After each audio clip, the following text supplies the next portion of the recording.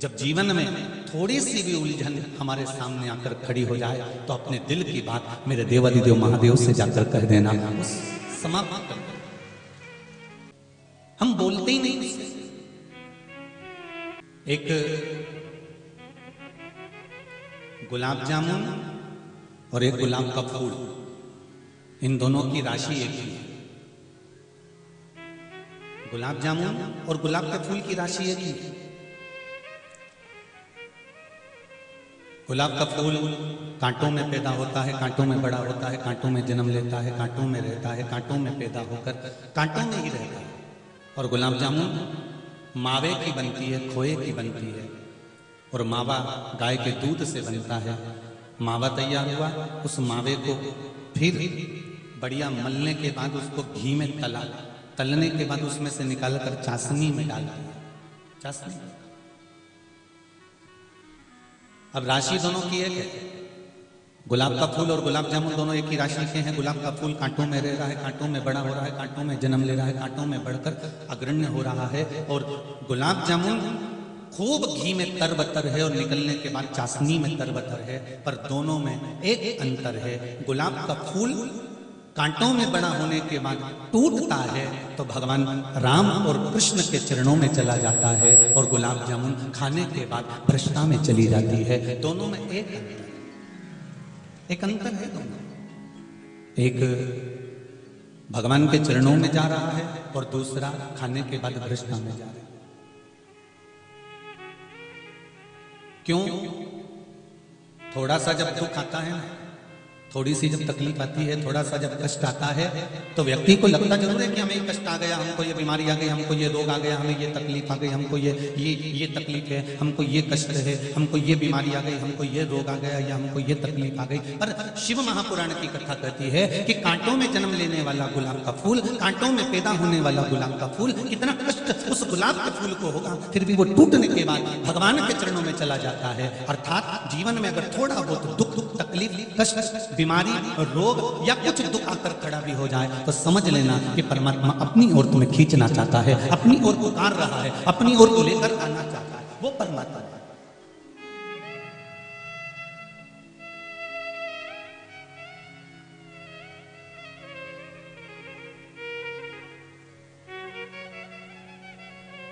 अरे आग लगी आकाश में, पृथ्वी पे गिरे अंगारे, जो सतगुरु ना होते तो मर जाते सारे। महाराज, कहीं परमात्मा ने हमको झेल रखा है, कहीं परमात्मा ने हमको टोक रखा है, कहीं परमात्मा ने अपने हाथों में, अपनी गोदी में हमको उठा रखा है। ये परमात्मा, ये शिव है, ये राम है, ये कृष्ण है। शंभु शरणे बड़ी, मांगू घड़ी रे घड़ी, दुख काटो दया करी दर्शन आपो। एक सूरजमुखी का फूल भी होता है। किस किसने देखा जो सूरजमुखी का फूल देखा है आप लोगों ने? इतना बड़ा होता है, जहां सूरज होता है वो सूरज को देख देख कर घूमता रहता है, घूमता रहता है, घूमता रहता है, सूरज के साथ साथ चलता है।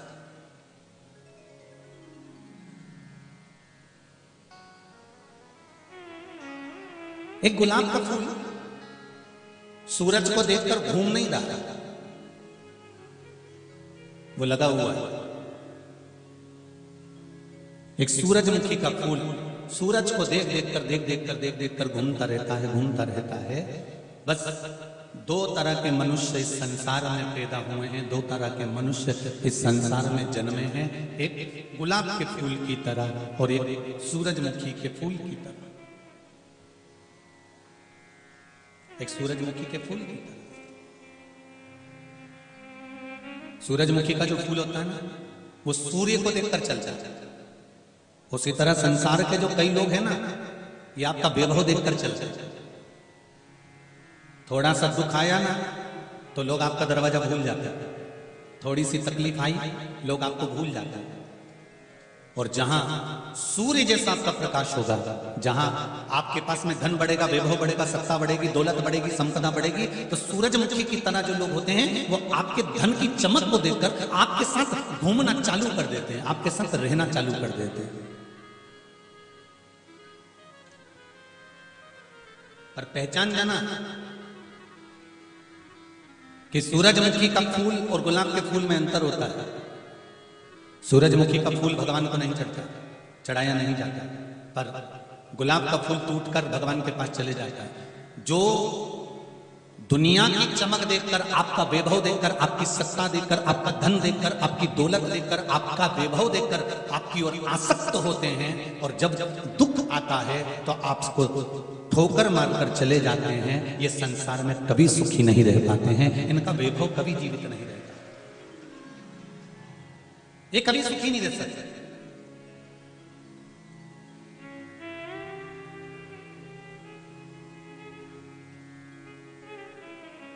एक व्यक्ति की 4 पत्नी थी, रायसेन का नहीं था।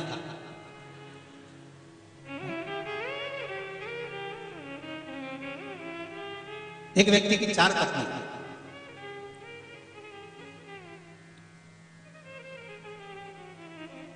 व्यक्ति अपनी चौथे नंबर की जो पत्नी थी ना, उससे बहुत प्रेम करता था।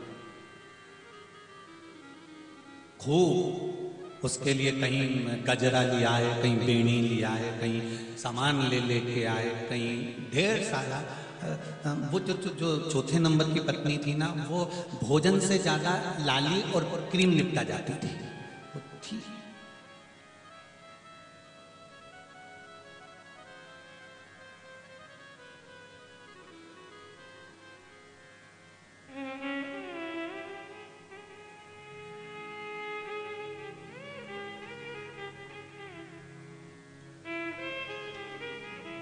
अब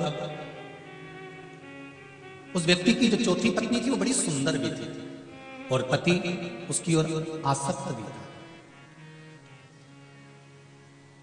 उसकी प्रीति, उसका प्रेम चौथी से फिर थोड़ा सा जो कम था, वो दूसरे नंबर की पत्नी भी। वो दूसरे नंबर की पत्नी को भी बहुत चाहता था, बहुत प्रेम करता था, और पर चौथी से ज्यादा नहीं हो, चौथी से थोड़ा 30-35% कम कर लो, उतना वो दूसरे नंबर वाली को चाहता था।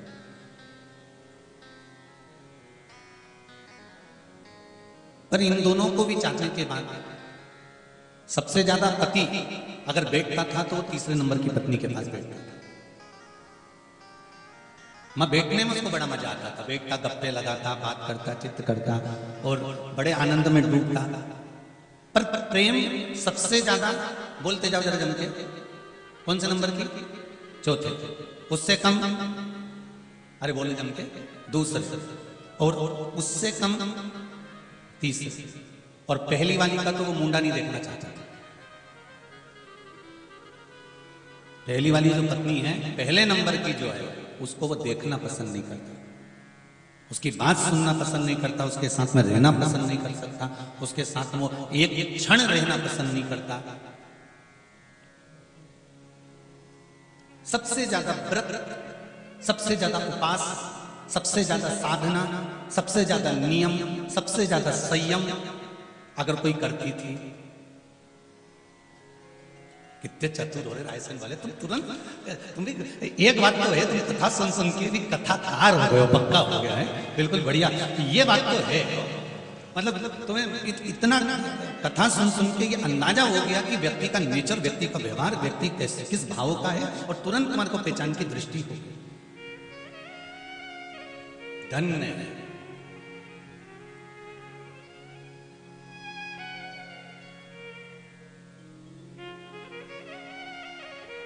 प्रणाम कीजिए, प्रणाम, बहुत भाव से, और ऐसे दिल से कथा सुनो।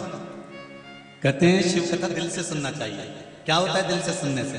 तो कहते हैं जब 7वें दिन देवाधिदेव महादेव शिव महापुराण के यजमान बनकर कथा सुनकर जब उठकर जाते हैं, तो दिल से कथा सुनने वाले के लिए भगवान कुबेर का खजाना लुटा जाते हैं। दिल से पहले नंबर की पत्नी व्रत भी करती है, साधना भी करती है, उपास भी करती है, तप भी करती है, नियम धारण भी करती है, व्रत भी करती है और सारे काम करती है वो पहले नंबर।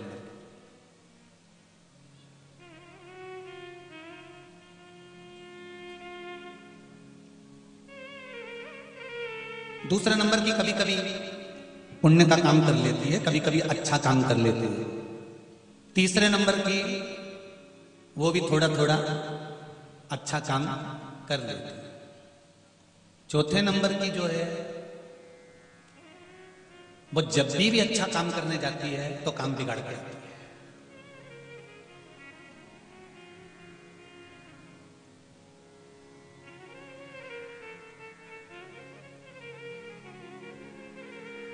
अब उस व्यक्ति के पास में पैसा बहुत था, क्योंकि धन होता है तभी तो ये चार संभल पाता है। जिसके पास नहीं हो तो एक के संभाल ले दादा, वो ही बहुत है जगदम्बा के। तो ये चार संभालना तो कोई पैसे वाले का ही काम होगा, धनपति का ही काम होगा। तो पैसा था तो ये चारों संभाल रहे थे।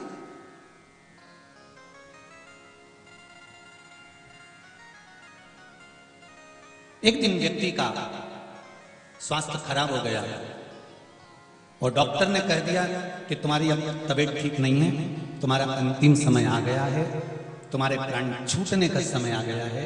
लगभग 15 से 20 दिन तुम जिंदा और रहोगे और 20 दिन के बाद में तुम्हारी ये तकलीफ बढ़ जाएगी और तुम मर जाओगे। उसने विचार करा कि एक काम करता हूं, मैं मेरी पत्नी के बिना नहीं रह सकता, तो जिससे मैं बहुत प्रेम करता हूं उस पत्नी से कह देता हूं कि तू भी मेरे साथ ऊपर चल जा।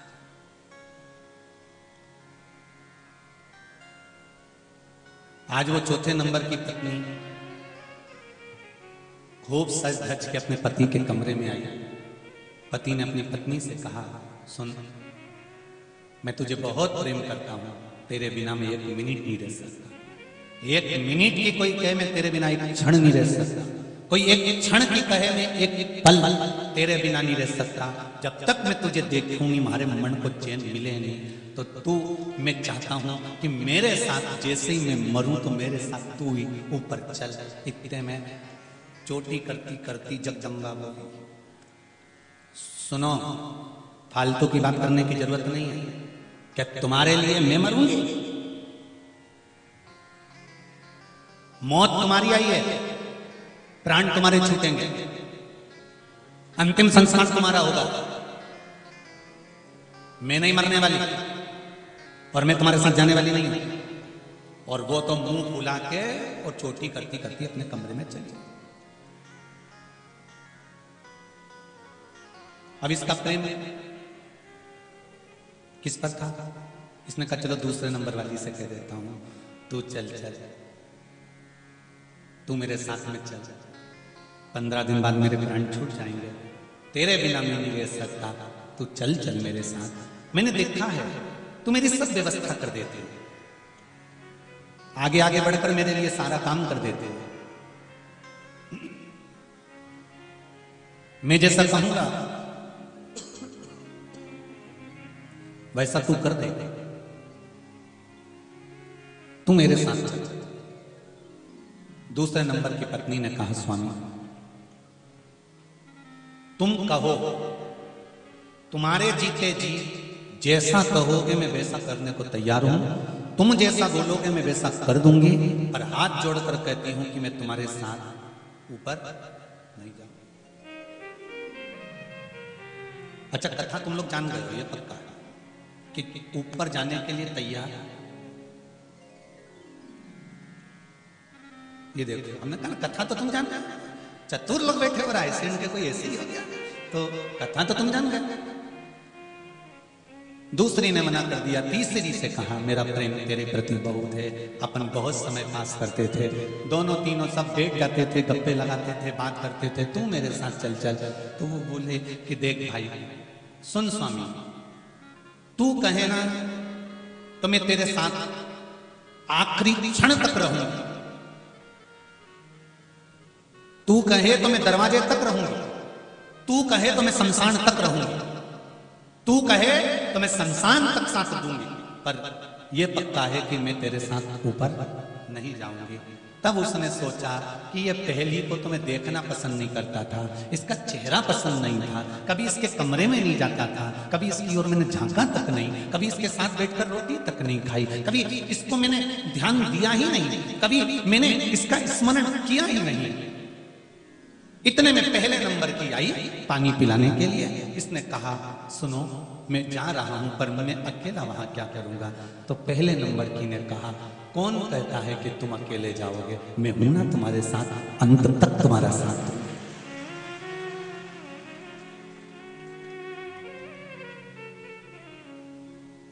जिस व्यक्ति से तुम बहुत आस लगाकर बैठते हो ना, एक दिन वो धोखा जम के तो बोलो दे ही जाता है।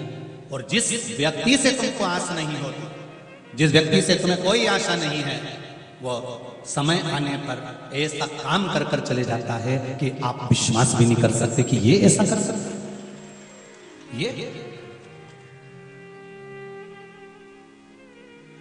अरे सब मतलब के यार हमने देख लिया, देख लिया संसार हमने देख लिया।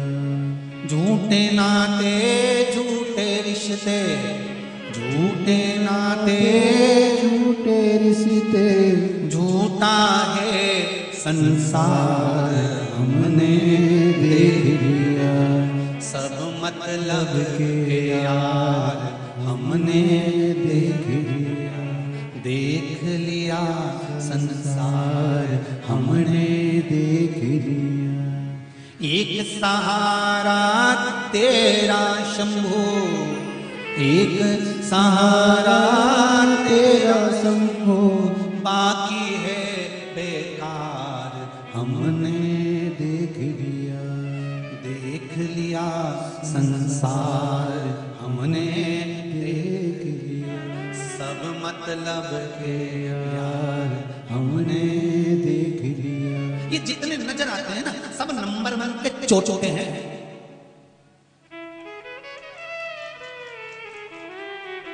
घर में भी चोर है और यहां पर भी चोर है। कौन से चोटे और चोटी तुम्हारे पास में बैठे तुम्हें नहीं मालूम।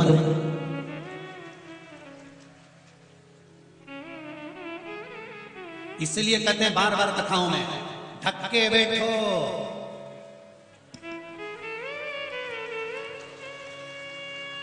पहचानोगे कैसे इन चोटियों को और इन चोटों को, कैसे पहचानोगे? और ये केवल कथा में नहीं है। जिस माता के गर्भ से हमने जन्म लिया था, जिस दिन पैदा हुए थे, उस दिन इन चोटों ने अपना काम करना चालू कर दिया था। पैदा होते से ही हमारा समय चोरी करना चालू कर दिया। एक के मेरा छोरा, एक के मेरा पोता, एक के मेरा छोरा, एक के मेरा पोता, वो के मेरा भाई, वो के मेरा बंधु, वो के मेरा सखा, वो के मेरा कुटुंब, वो के मेरा कबीला। ये सब चोर ही तो हैं जो हमारे पल पल को, घड़ी को, समय को, हर समय को चुरा रहे हैं। केवल चोर। जब धोनी छोड़ रहे तो यहां कौन छोड़ेगा तुमको?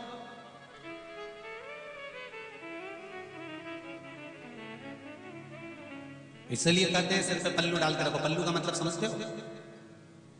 चोरों से बचना हो तो भगवान के चरणों में अपने सिर को डालकर रखिए, मतलब सिर पर पल्लू डालकर रखिए। भगवान की शरणागति में, शिव की शरण।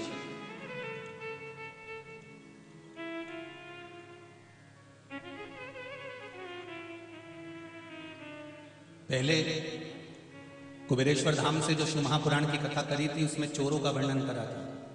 सुनिए कथा किसी ने किरणी सुनिए। उसमें चोरों का वर्णन किया था कि 4 तरह के चोर होते हैं। एक किसी के घर में जाकर कुछ सामान उठा लाया, जम के बोलो वो भी, अरे बोलो तो चोर है। जो बिना पूछे किसी के घर में घुस जाए वो भी चोर है।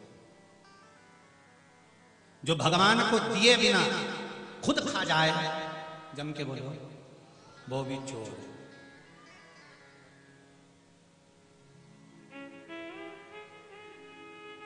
घर में बुजुर्ग माता पिता बैठे हों और पति बाजार गया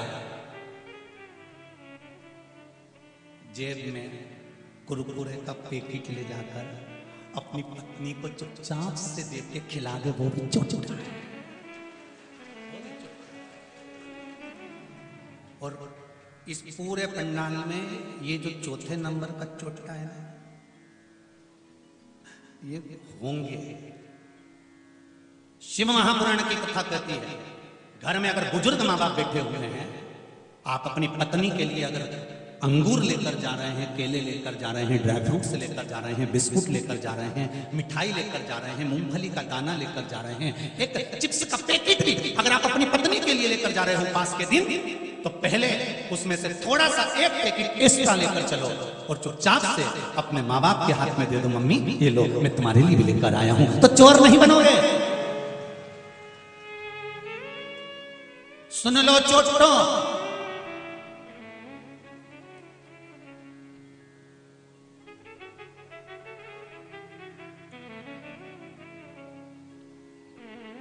लोग कहते हैं सियर वाला महाराज लोकाड़ी कड़ी कथा बाजता है।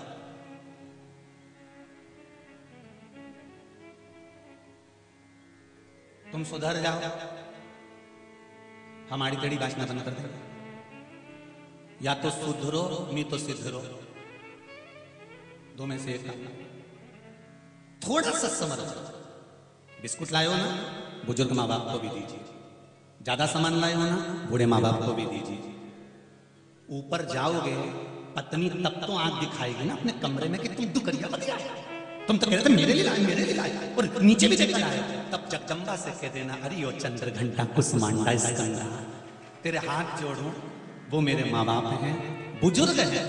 जब मैं छोटा सा था तो मुझे गोदी में रख रख कर टॉफी, आइसक्रीम, भोजन हाथों से कराते थे। अब वो बूढ़े हो गए हैं, उनसे नहीं बनता, तो फर्ज मेरा भी है कि मैं उनको कुछ खिला दूं, मैं उनके लिए कुछ कर दूं। जिस घर में माँ बाप की इज्जत नहीं होती, उस घर में देखना कभी बरकत नहीं होती। जहां माँ बाप का सम्मान होता है, माता पिता का आदर होता है, जहां माता पिता के लिए आदर के वचन बोले जाते हैं, जहां माता पिता का सम्मान करा जाता है, जहां माता पिता के लिए हमेशा आदर के वचन कहे जाते हैं, वहां धन और दौलत की कोई कमी नहीं पड़ती। जहां आदर खत्म हो जाता है, सम्मान खत्म हो जाता है, हमारे यहाँ आदर और सत्कार जब खत्म हो जाता है, तो फिर वहां वैभव लक्ष्मी संपदा नहीं रहती, चाहे तुम वैभव लक्ष्मी का कितना भी व्रत कर लो।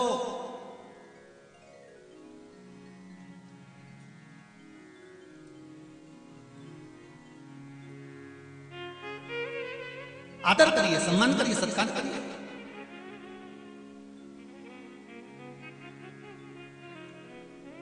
पहले नंबर की पत्नी से कहा, पत्नी ने कहा कौन कहता है कि मैं तुम्हारे साथ नहीं चलूंगी, मैं तुमको एक मिनट नहीं छोड़ूंगी, एक क्षण नहीं छोड़ूंगी। तुम क्यों चिंता करते हो, मैं तुम्हारे साथ चलूंगी।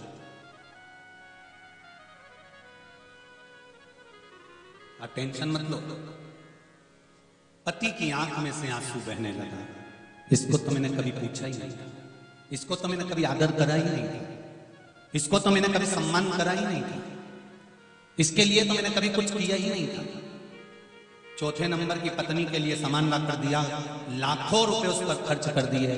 दूसरे नंबर की पत्नी को ला कर दिया, तीसरे नंबर की को ला कर दिया, पर इसको आज तक कोई सामान ला कर नहीं दिया। इसके बाद भी ये मेरे साथ में जाने को तैयार बैठी, उसके बाद भी ये मेरे लिए प्राण छोड़ने को तैयार बैठी। तुम चिंता मत करो, मैं हूं तुम्हारे साथ।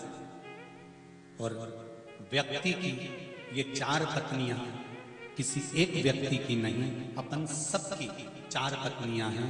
पहले नंबर पर ये आत्मा, मन, चित्त, वृत्ति, ये पहली पत्नी है इस शरीर की। दूसरे नंबर की पत्नी है हमारी दौलत, हमारी संपदा, हमारा वैभव, हमारा धन। तीसरे नंबर की पत्नी है हमारा परिवार, हमारा कुटुंब, हमारे दोस्त, हमारे रिश्तेदार। और चौथे नंबर की पत्नी है ये शरीर, जिस पर सबसे ज्यादा खर्च किया जाता है। बादाम किसके लिए खा रहे हो, शरीर के लिए। कपड़े किसके लिए पहन रहे हो, शरीर के लिए। आभूषण किसके लिए धारण कर रहे हो, शरीर के लिए। स्नो पाउडर, क्रीम, परफ्यूम, एक से बढ़कर एक साबुन किसके लिए ला रहे हो, शरीर के लिए।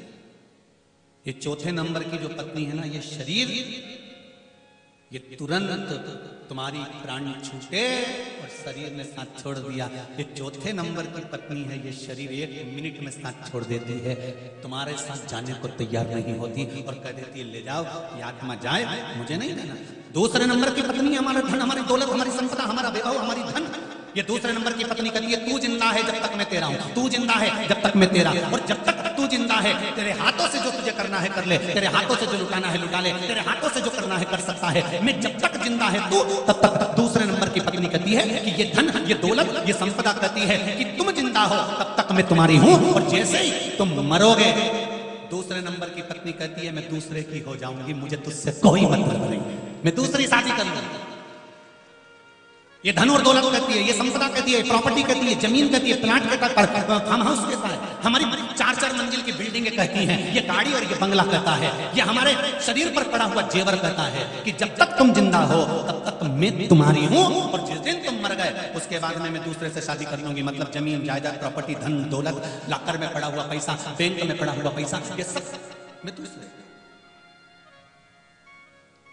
ये दूसरे नंबर की पत्नी तुरंत शादी करने को तैयार बैठी रहती है, तुम मरे और वो दूसरी शादी कर लेगी। धन तुम्हारे मरते से दूसरे का हो जाएगा, मकान दूसरे का हो जाएगा, तुरंत नामांतरण पर दूसरा नाम चढ़ जाएगा, तुम्हारा नाम था भैरू किशन, आ गया लाल किशन, चढ़ गया दूसरे का। जा, मकान पे तुम्हारा नाम लिखा था, तख्ती निकल कर दूसरे का लग जाएगा। फार्म हाउस पे तुम्हारा नाम लिखा था, बदल कर दूसरे का लिखा जाएगा। तुरंत ये दूसरे नंबर की पत्नी तुरंत दूसरी शादी कर लेती है, इसको देरी नहीं लगती शादी करने में। तुम मरे और ये धन दूसरे का हो गया, तुम्हारे मरते से तुम्हारे कपड़े दूसरे के हो गए, तुम्हारी ज्वेलरी दूसरे की हो गई, तुम्हारा वैभव दूसरे का हो गया, गाड़ी दूसरे की हो गई, दौलत दूसरे की हो गई, और संभाला किसने, रखा किसने, संजोकर किसने रखा, तुमने, और ये दौलत तुम्हारी नहीं होगी।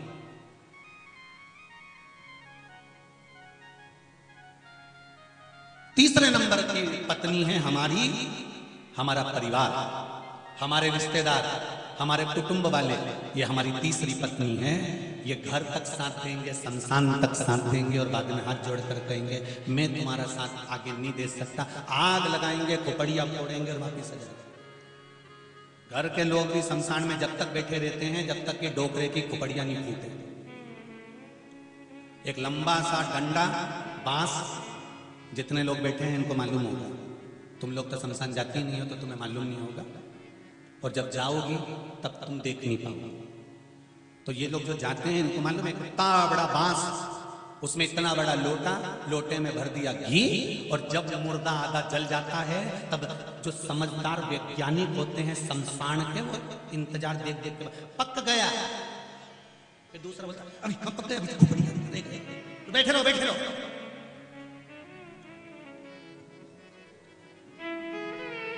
भगवान जाने इन्होंने भी कितने रिसर्च करे होंगे। खोपड़िया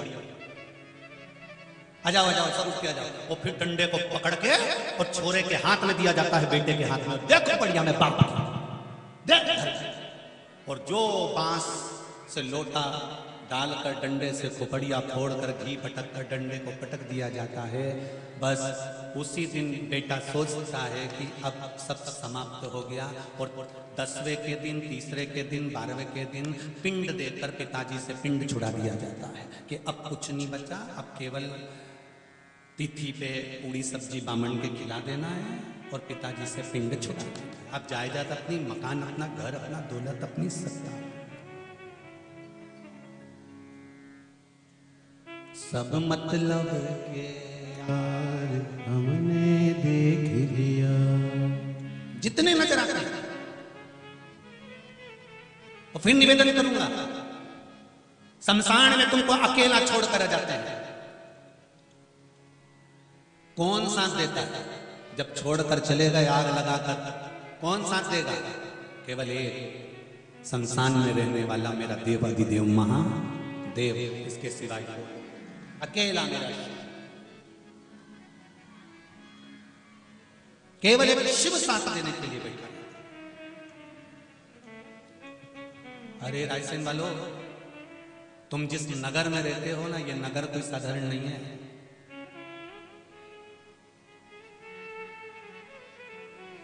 इस नगर में जिसमें तुम निवास करते हो, ये पूरनमल राजा का नगर है। किसका नगर है? राजा पूरनमल, जिसकी धर्म पत्नी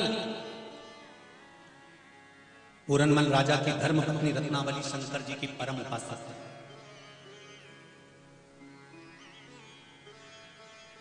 ये पूरे मालवा का द्वार था रायसेन, मालवा का द्वार। मालवा के इस क्षेत्र में प्रवेश करने से पहले अच्छे अच्छे राजाओं को भी इस दरवाजे पर रुकना पड़ता था। जो रायसेन का जो ये किला बना है, ये पूरनमल का किला है, जिसकी धर्मपत्नी रत्नावली शंकर की उपासक थी, शिव की उपासक। किस भूमि पर रहते हो, आपको इस चीज का अंदाजा है? सारी दुनिया में जितने शिवालय कहीं पर नहीं है, उतने रायसेन के आसपास के क्षेत्र में शिवालय है। पूरे रायसेन के क्षेत्र में देख लो, इधर भोजपुर, उधर हजारों शिवलिंग का, कहीं बेतवा नदी के शंकर का शिवलिंग बड़ा सारा, कहीं देखो तो हजारों शिवलिंग। जहां देखोगे रायसेन के आसपास के क्षेत्र में शिवलिंग शिवलिंग मिलेंगे। कोई साधारण भूमि है? जब रत्नावली राजा पूरनमल की सबसे सुंदर रानी थी, 3 रानियां और थी पूरनमल की, और उसमें सबसे सुंदर थी रत्नावली।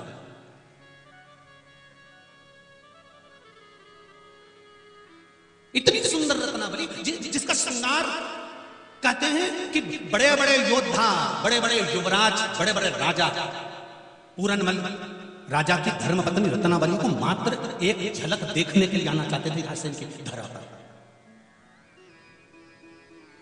एक बार रत्नावली से पूछा था पूरनमल ने,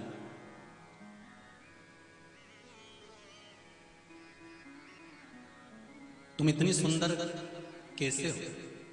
ये पूरनमल पति राजा पूरनमल अपनी धर्मपत्नी से पूछ रहा है कि तुम्हारी सुंदरता इतनी प्रबल कैसे है? शब्द सुनिएगा जरा रत्नावली। मैं आपसे भी कहूंगा कि रत्नावली को अहंकार नहीं आया था, सुंदरता था। रत्नावली ने जो शब्द कहा था, वो शब्द आपके जीवन में उतरना चाहिए।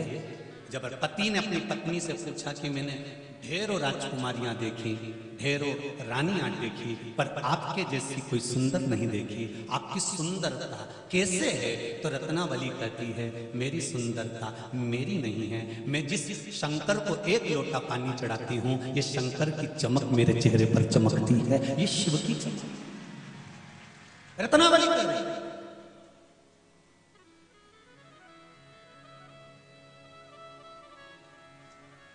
ये मालवा की पूरनमल राजा की रानी रत्नावली कह रही है कि मेरी चमक नहीं, ये शंकर पर जो लोटा भरकर में जल चढ़ाती हूं, ये उसकी चमक है। ये चमक, ये दमक, फुलवन में महक, सब कुछ सरकार तुम्हीं से। आप में से कितने लोग हैं जब पैदा हुए थे तो अलमारी लेके आए थे? आप में से कितने लोग हैं जब पैदा हुए थे तो कपड़ा लेकर आए थे? आप में से कितने लोग हैं जब पैदा हुए थे तो धन लेकर आए थे? आप में से कितने लोग हैं जब पैदा हुए थे तो आपको मालूम होगा कि मेरा पूरा शरीर अच्छा है? ये तो शिव की कृपा है, शंकर की दया है कि उसने आंखें अच्छी दे दी, ये शंकर की दया है कि कान अच्छा दे दिया, ये शंकर की दया है कि पांव अच्छा दे दिया, ये शंकर की दया है कि हाथ अच्छा दे दिया, ये शंकर की दया है कि जिब्या अच्छी दे दी, ये शंकर की कृपा है कि नासिका के छिद्र अच्छे दे दिए, ये शंकर की कृपा है कि शरीर अच्छा दे दिया। अगर शिव की कृपा नहीं होती तो भोपाल के किसी 3 बत्ती चौराहे पर खड़े होकर कटोरा हाथ में लेकर भीख मांग रहे होते। ये शिव की कृपा है जो आज घर में बैठे। ये चमक, ये दमक, फुलवन में महक, सब कुछ सरकार तुम्हीं से।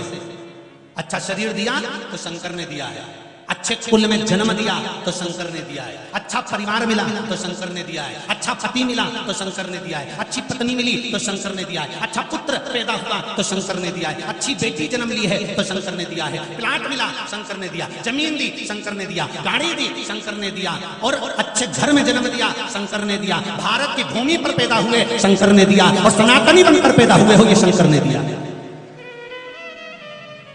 कोई दूसरा नहीं दे सकता आपको, ये शिव की कृपा से पैदा हुआ।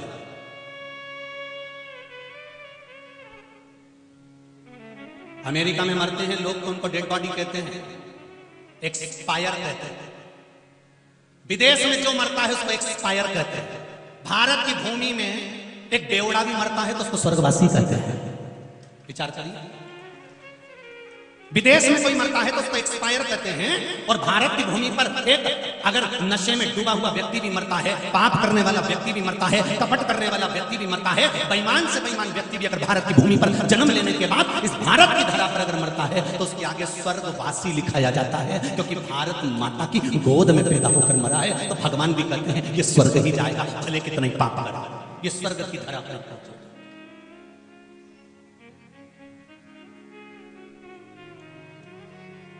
हरि चंदन है इस देश की माटी, तपोभूमि हर ग्राम है, हर बाला देवी की प्रतिमा बच्चा बच्चा राम है। जिसके सैनिक समर भूमि पर गाया करते गीता है, उसी माटी के हल्के नीचे खेली करती सीता है। चंदन है इस देश की माटी, तपोभूमि ग्राम है, हर बाला देवी की प्रतिमा बच्चा बच्चा राम है। ये वो भूमि है जहां पर देवता भी जन्म लेने के लिए तरसते थे। आप थोड़ा सा अगर सुंदर हो ना, आपका बेटा अगर थोड़ा सा सुंदर है ना,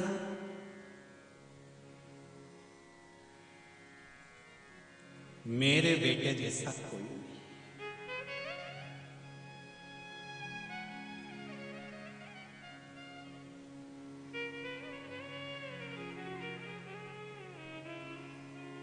वो तो बेटे की वैल्यू मां कब गिराती है? जब लड़के के लिए लड़की देखने जाता है। हमेशा माँ अपने बच्चे को अच्छा कहती है, मेरा बेटा बहुत बढ़िया, इसके जैसा सुंदर कोई नहीं, इसके बढ़िया बराबर कोई नहीं, चंदा जैसा है मेरा बेटा, चांद जैसा है मेरा बेटा, सूरज है। पर जब छोरी देखने जाते हैं और छोरी अगर जम जाती है, तब माँ बेटे को समझाती है, देख बहुत अच्छी लड़की है, क्या जोरदार है, कितनी बढ़िया है, तेरे से लाख गुनियत। अब घटी वैल्यू। अभी तक तो कहती थी कि तू ही सुंदर है, अभी तक माँ कहती थी कि तेरे बराबर कोई नहीं है, और जैसे ही शादी का नंबर आया तो माँ तुरंत तेरे से, अरे बोलो तो, लाख गुना अच्छी है। तब छोरे को समझ में आ गया। बहुओं से निवेदन है कि सास के शब्द सुनो कि अपने छोरे से कहती है कि तेरे से लाख गुनी अच्छी है, मतलब बहू सास के लिए हीरा बनकर आती है। ये हर सास जानती है, ये प्रत्येक सास जानती है कि मेरी बहू हीरा बनकर आ रही है। कितनी आस लेकर बैठी रहती है सास बहू के लिए। बहू आएगी, गरम रोटी देगी। अब उसको क्या मालूम था कि घर में से धक्का देगी, उसको क्या?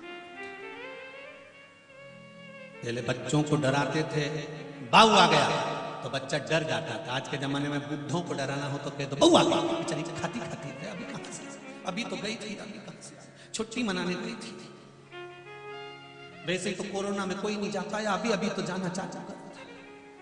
2 साल तो पूरे कोरोना में यही प्राण खाए हैं जगदम्बा ने, अभी गई थी बेचारी।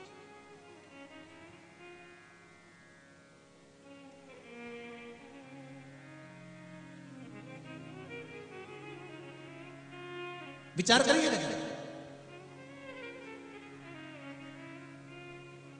रत्नावली से पूछा तुम्हारी सुंदरता काय से है? तो रत्नावली कहती है मैं शंकर की आराधना करती हूँ, मैं शिव की आराधना करती हूँ, मैं भगवान का भजन करती हूँ। ये शिव आराधना का फल है जो मुझ में सुंदरता है।